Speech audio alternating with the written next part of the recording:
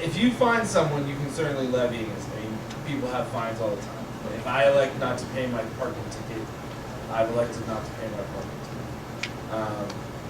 Ultimately, if it has the force effect of law behind it, that person can be taken to jail if you go to a court and ask for that to happen. The unsafe building statute does allow for fines and fees and those sorts of things. So the mechanism that you would use to do that is to go to the circuit court, and ask for that process to be initiated. Another process would be is if you were to establish your own city court.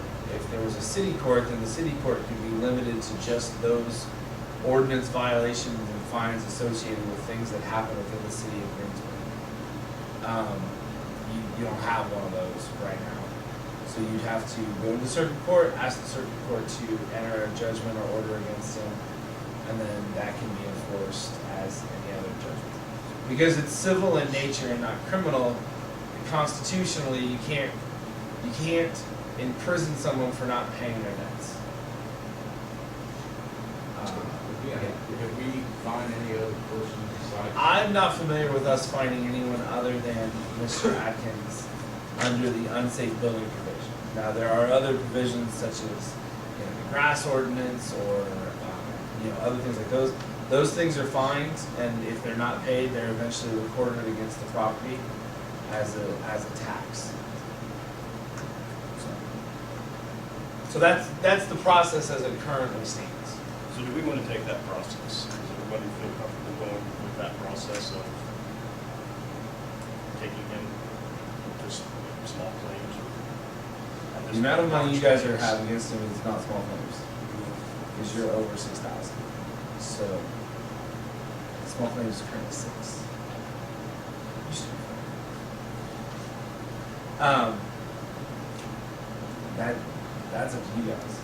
How you think you're right? The only comment I would make is, if we do this, then we do it for everyone.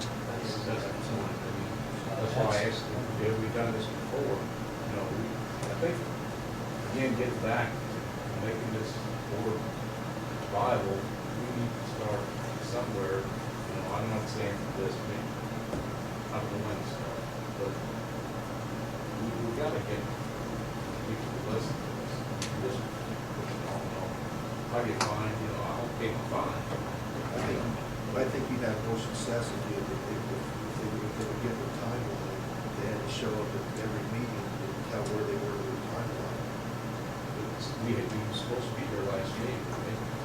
Apart from that, we never showed up. What can we do about that? Well, again, you as a body don't have subpoena powers. So you can't make someone show up. But I agree with you. I mean, I think you're going to have a greater impact and be more effective if somebody has to show up every time and explain what they're doing. You say 3 or 4 years ago, we had, and I can't remember what street we got the general vehicle on. He was not addressing his property, but he started coming to every meeting. It's like, where are you at? This is where you said you would be. It takes more time. It's going to make these meetings go longer. You start putting people on the front street and say, this is what you committed to. But how do you get them to show up? Well, Because he is. just because one guy doesn't show up doesn't mean that 2 or 3. No, I get that. Yeah. Along 4th Street somewhere. Eventually, he came and eventually, the process worked. Yeah. That took you 2 years. Well, there's, you can't, I don't know any way you can make it any faster. And we've been talking, I've been on this board for 2 years and 10 months, and we've been talking about gaining teeth since day one, basically, and every ordinance that we come up with. And it seems like every time we get to the ending point, it's like, well, actually, we can't do that because you don't have any power. So I think we're going to keep running into this Unless you change it. unless we change our power. So do we want to fight that fight, or? I'll go back to the original question. I don't want to go against what this board has deemed a certain date. I don't want to. But I need to know when we go out and look and that time expires, it's not finished. don't say anything, wait till the next meeting and bring it to you guys and see how you want to proceed. I mean, I don't mind when somebody saying something to the individual, your time exceeds 3 days from now. You need to get it done. And if you don't, within 3 days, we're going to take the next step. Because I don't want to continue being the good guy and make you guys the bad guy by saying, okay, you got another 30 days. I don't want to do that. When you guys say something, that's what I want to follow. That's the direction I want to follow. And it always comes down at the end of it is that it's gonna come back on the city to make the correction, it's gonna cost the city, right? So that's where we always end up dragging our feet. And at the same time, we have to be I mean, we're cautious proactive, with and the we're money that we're reminding spending. them, and That's- we're going back, saying, okay, you didn't meet your schedule, what can you do now? And, you know, Every excuse in the world.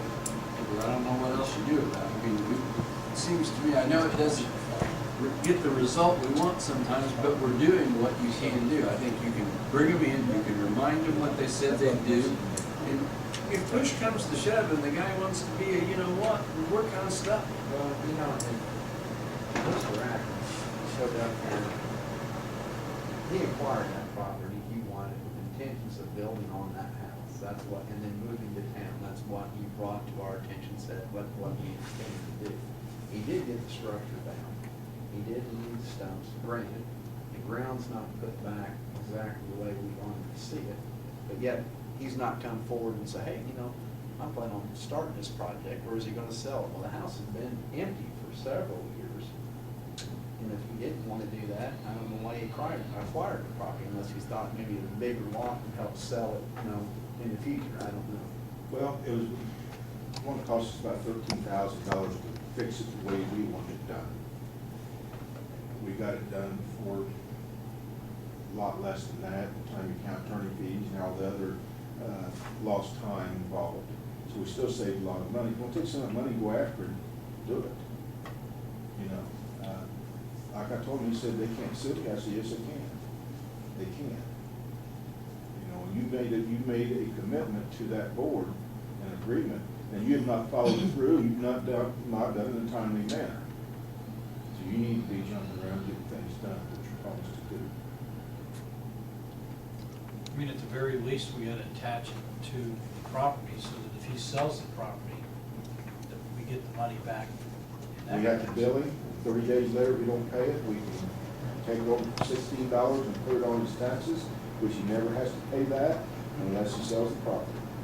But then someday, it'll change hands and have to be paid at that time. That's probably the only way we're gonna get it. done. Well, That's what you gotta do. Doing that, we show people that, you know, you're serious Yeah. about that, and trying to get by with it. So here in this, we'll make. What you got here, everybody agrees on the $10,000 bill? recommendation. What's that? Which you got, $8,000 or $10,000 bill? It's about that, yeah. 12, I thought at one point he had 12 in the minutes. It's multiple thousands, yeah. Well, go ahead and pursue a judgment. That's the next step, isn't it? At this point? Either pursuing a judgment or attaching it to his property. Well, They're two attaching different to his things. property is better than pursuing the judgment. Alright. Well, I'll do. We need a motion. I would like. I'm entertaining a motion. So move that we attach a, what do you call it? Fine. Attach a fine. Attach a fine to his property. Okay, that's my motion. Anybody signal? All those in favor signify with aye. Aye. All those opposed, same sign. Got another. I think we need to start, Captain said, getting these guys in to everything that we've got a problem with on these barns. They need to come in and talk to us and say, hey, this is where we stand every 30 days or every meeting we have. That's why, you know, I mean, we gotta start somewhere. I mean, I hate to go back, you know, like, again, picking on Mr. Atkins, but we gotta start somewhere and get this thing rolling. Yeah. Who seconded the motion to the John fines? did. John. So if this is something else we need to work on, I don't guess it's really a dangerous deal, but it's not really a health hazard. But the people who have all this junk on their porches, like you Good Street, go down West Sheridan, across the Old German, and look at those two places. It's pitiful. There's nothing we can do about it. If it's not junk and it's worth keeping, put it in the backyard and fence it up, but the people don't have to look at it and cut your grass loose in front of the house. We can't do anything on it, and the landlords that rent them. We're gonna have to do something. Along those lines, I got two questions with regard to what our ordinances permit or do not permit, and what enforcement there is. I think I know the answer, but somebody having an attached, a little pop-up camper or whatever, other kinds of things such as that, sitting on their property. It's in their property, it's on their property, but it's sitting, you know, in a subdivision, it's right next to the other properties.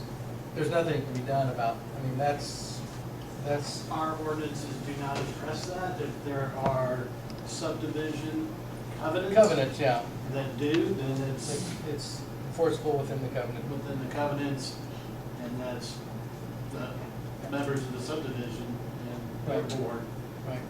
It's more of a civil action. Okay, the second question, it's what I thought, somebody constituent asked, and I meant to ask it sooner, but I need to get back to them. That's pretty much what I told them the first time, but I said I would check it out.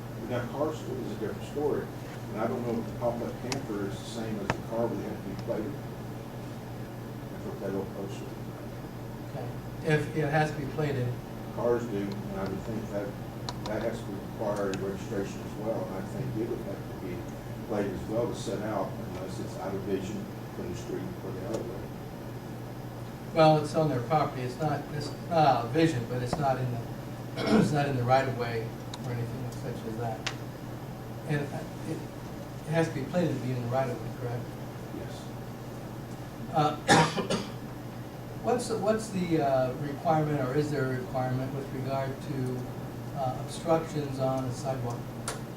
And what is, and if there is, obstruction has to be removed, whatever, what is the definition of an obstruction? Anything that would allow a pedestrian not to pass, even a handicapped person. They need to keep a 5-foot clear pathway. To allow people on the square to put tables out, and they've all been notified of the ADA requirements. I'm looking at in residential area. We have been going out and putting citations on cars and letting them know that they can't be blocking the sidewalk. Okay, so something has to block sidewalk, so If there's having not a excess 5-foot clear excess path- gravel out in the sidewalk area, is that considered an obstruction, or is that considered not? It's not natural. Is there a 5-foot clear path through? No, not if you look at the gravel that's out in the sidewalk area. So my point is, if that is something that needs to be corrected, or we can correct, then I think we need to notify Mr. Atkins that his driveway is spilling over into the sidewalk, onto the sidewalk, and creating a problem. And he actually has created a problem with the sidewalk by driving over it and breaking it further than what it was. So he's driving over And the there's, curb. and it's not smooth anymore. He's driving over a water meter when he does so. And so if we can, if that's an order, then I would ask that ordinance be enforced.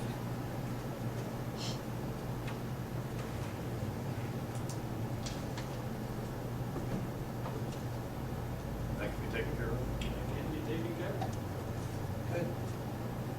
Any other items? Hearing none, I would entertain a motion to adjourn. So moved.